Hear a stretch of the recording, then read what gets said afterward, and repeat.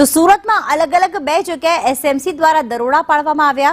એસએમસીએ ઘરમાં ચાલતા બારનો પર્દાફાશ કર્યો હતો।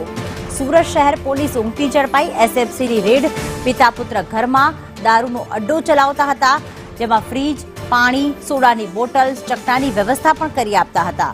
સુનિલ ડાઇંગ મિલ પાસે મકાનમાં દારૂનો અડ્ડો ચાલતો હતો। પિતા અને પુત્ર મળીને ઘરમાં જ બાર ચલાવતા હતા। ત્યારે એસએમસીએ કુલ 11 આરોપીઓને ઝડપ્યા છે। 13 જેટલા વોન્ટેડ છે। વેફરના 224 પેકેટ જપ્ત કરવામાં આવ્યા છે। તો જે ઘર છે આપ જોઈ રહ્યા છો કે જ્યાં દારૂનો અડ્ડો ચાલતો હતો, પાંડેસરામાં બુટલેગર ગીતા સહિત 3 ઝડપાયા છે। એસએમસીએ કુલ 36.15 લાખનો મુદ્દામાલ પકડ્યો છે। આઝમ અમારી સાથે ફોન લાઈન પર જોડાઈ ગયા છે। આઝમ, એસએમસીને બાતમી મળી હતી અને કેટલા સમયથી આ અડ્ડો ચાલતો હતો, શું વિગતો સામે આવી આ ઘટનામાં?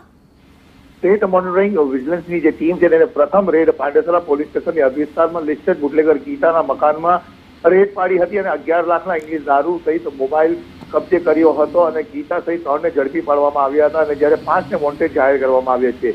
બીજી તરફ મૈદરપુરા પોલીસ સ્ટેશનની હદ વિસ્તારના અંદર તો દારૂનો બહાર ચાલતો હોય તેવા દ્રશ્યો સામે આવ્યા છે। સ્ટેટ મોર્નિંગ સેલે સુમુલ ડેરી પાછળ સુનિલ ડાઇંગ મિલ પાસે દરોડો પાડ્યા હતા। અહીંયા પિતા પુત્ર સંચાલિત દારૂનો અડ્ડો હતો, જ્યાંથી જે દારૂ તો મળતો જ હતો, સાથે વેફર પણ મળતું હતું, તમામ પ્રકારની સુવિધા હતી, પાણીની બોટલ છે, સોડાની બોટલ છે એ પણ મળતી હતી। એ દર્શાવી રહ્યું છે કે સ્થાનિક પોલીસ ઊંઘી ઝડપાઈ છે। લિસ્ટેડ બુટલેગર હર્ષદ લાલજી સુમરા, દારૂ વેચનાર કારીગરો, ગ્રાહકો મળી 8ને પકડી પાડવામાં આવ્યા છે। જી આભાર આઝમ તમામ વિગતો માટે।